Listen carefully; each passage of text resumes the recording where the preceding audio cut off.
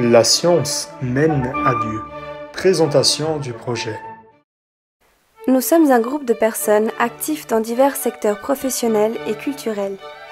Nos formations académiques et nos activités professionnelles englobent des secteurs divers tels que la biologie, la neuroscience, l'enseignement, la médecine, la programmation, le design, la restauration, la construction, l'informatique, l'administration d'entreprise, la nutrition, la chimie, l'artisanat, la famille.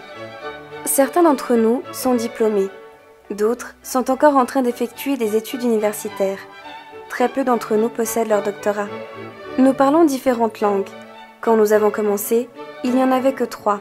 Aujourd'hui, il y a déjà 11 langues, qui sont les suivantes: l'anglais, le catalan, le chinois, l'espagnol, le finnois, le français, le grec, l'italien, le japonais, le portugais et le russe.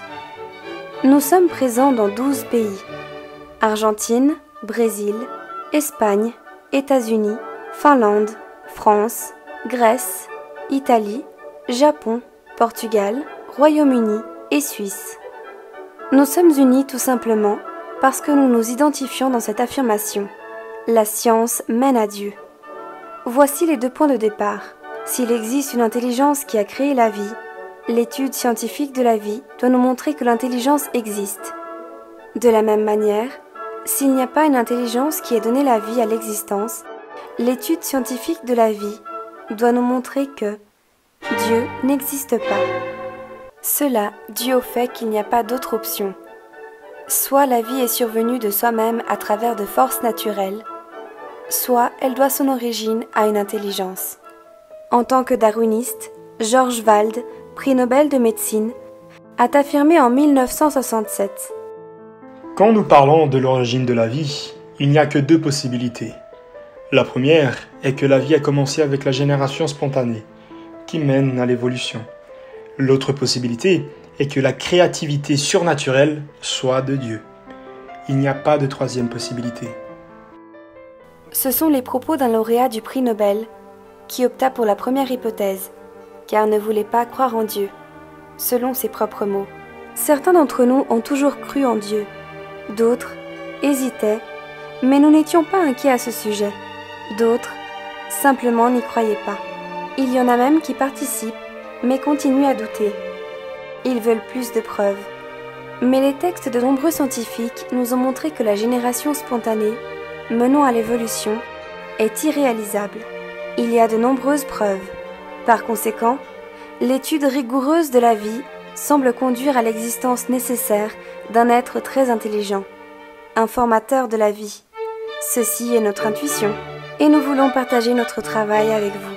Nous ne sommes pas liés collectivement à quelconque credo, ni religieux, ni scientifique. Nous n'avons pas de but lucratif. Notre contribution est volontaire. Nous croyons que la science et la connaissance de tout ce qui existe ne nous éloignent pas d'une origine transcendante. Nous sommes d'accord avec cette phrase attribuée à Louis Pasteur: Un peu de science éloigne de Dieu. Beaucoup de science y ramène. Comme l'a affirmé Francis Bacon, un peu de philosophie incline l'esprit humain à l'athéisme. Mais l'approfondissement de la philosophie porte l'esprit des hommes vers la religion. Nous souhaitons contribuer à préciser que la science ne nie pas l'existence d'un être créateur. Certains pensent pouvoir la nier, mais cette idée repose davantage sur des croyances que sur des évidences. C'est une croyance camouflée en science, une croyance en outre souvent simpliste, mais très répandue, due au fait qu'elle est promue par des matériaux d'idéologie matérialiste qui sont distribués comme science. Quand nous étions petits, on nous l'enseignait déjà à l'école, ensuite au lycée et à l'université. Cependant, nous avons découvert qu'il existe suffisamment de preuves scientifiques, pour la plupart récentes, qui ne confirment pas l'origine matérielle de la vie, mais indiquent au contraire que la vie a été projetée avec un but précis. Voulez-vous le découvrir aussi ? Des scientifiques et des médecins du monde entier, de manière publique et documentée, s'interrogent sur le fait que l'origine de la vie est due à de simples changements physiques et chimiques, sans aucune planification. We are skeptical of claims for the ability of random mutations and natural selection to account for the complexity of life. A careful examination of the evidence for Darwinian theory should be encouraged. Skeptical. Skeptical. Skeptical. Skeptical. Skeptical of claims For the ability of random mutations and natural selection To account for the complexity. The complexity. to account for the complexity of life. careful examination of the evidence for Darwinian theory should be encouraged. Actuellement, plus de 1000 docteurs ont osé publier leur nom sans peur. Peur ? Au cours de la seconde moitié du siècle dernier, ces initiatives publiques n'étaient pas possibles. Beaucoup avaient peur. L'évolutionnisme semblait être une vérité absolue. Personne n'a osé le questionner. En ce qui concerne l'évolution, la persécution est un fait bien connu de la vie universitaire. Soutenir l'évolution darwinienne est une carrière sans danger, mais la questionner peut facilement signifier la fin de votre carrière. Mais depuis la fin des années 90, cette peur a progressivement disparu. La liste des scientifiques qui ont publiquement exprimé leur soutien à ces thèses s'allonge.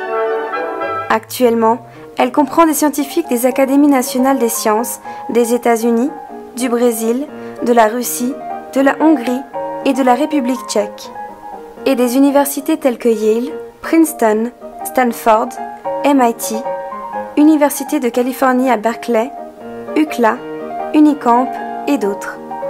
Ce sont des scientifiques.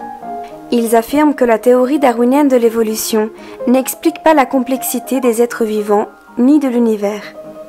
Ce nombre croissant de scientifiques confirme, sur la base de nouvelles découvertes, que la diversité actuelle des espèces vivant sur Terre ne peut pas être le produit de l'évolution, que ce soit en milliers d'années ou en millions d'années. Ce n'est pas scientifiquement possible. Dans une autre vidéo, nous expliquerons la différence entre variabilité et évolution. La variabilité est un fait vérifiable. La transformation de certaines espèces en d'autres est une hypothèse qui n'a pas été et ne peut être prouvée, car on suppose qu'elle ne se produit que dans un laps de temps inexpérimenté de millions d'années. Ces 1000 scientifiques et beaucoup d'autres, de même, remettent en question la sélection naturelle, le principe fondamental darwinien accepté dans le monde actuel comme une vérité indiscutable. Même des scientifiques de la stature de Thomas Nagel, qui se considère athée, a écrit en 2012 « Je souhaite défendre ma réaction d'incrédulité face à la vision réductionniste, néo-darwiniste de l'origine et de l'évolution de la vie. Il est hautement improbable que la vie soit le résultat d'une succession d'accidents physiques et du mécanisme de sélection naturelle, et mon scepticisme ne repose pas sur des convictions religieuses. » Nous respectons toutes les idées et ne voulons pas offenser ceux qui, sous prétexte de se fonder sur une science objective, croient que l'existence d'un créateur est quelque chose d'arriéré, obsolète, non scientifique. Nous les respectons pour deux raisons. Nous ne voyons pas, chez beaucoup de ces personnes, une mauvaise intention dans leur pensée initiale. Certains d'entre nous ont partagé ces mêmes convictions au long d'une longue ou courte période de nos vies. Dans la plupart des cas, cette croyance ne découle pas d'un processus de réflexion personnelle, mais repose sur une confiance, peut-être excessive, dans les intellectuels de ce courant de pensée qui, représentant une majorité, finit par être imposé sur l'opinion publique.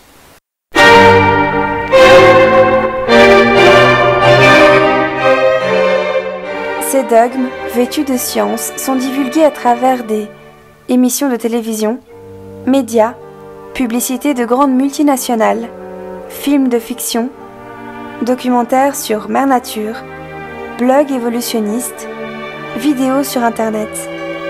La plupart d'entre nous ne sommes pas des scientifiques. Par conséquent, nous n'exprimons pas ici nos propres opinions, car nous comprenons qu'elles ne sont pas pertinentes. Pour cette raison aussi, nous ne divulguons pas non plus nos propres noms.